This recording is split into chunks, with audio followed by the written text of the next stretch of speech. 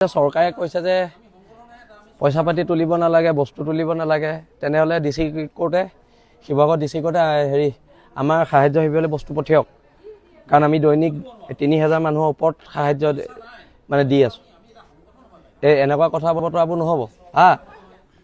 আৰু চৰকাৰে যিটো কথা কৈছে বস্তুটো আমি তুলিম, উপায় নাই, কাৰণ আমি মানুহখিনি শিৱসাগৰ মানুহখিনিক আমি চলাব লাগিব নহয়, কাৰণ ডিচি অফিচৰ পৰা বস্তু নাই পোৱা কাৰণেতো আমাৰ সাহায্য শিবিৰলৈ আহিছে, হয়নে নহয়? কথাটো তাতহে। দৈনিক ৩-৪ হাজাৰ মানুহ, 2-3-4 কিমান মানুহ আহিছে আমি হিচাপেই কৰিব পৰা নাই। দৈনিক আহি আছে, আজি 18 দিন 19-20 দিন হ'ল আহি আছে। আৰু সেইকাৰণে কথা বতৰাবোৰ আমি স্পষ্টকৈ বিলাচী থানাৰ তৰফৰ পৰা স্পষ্ট কৰি দিছোঁ।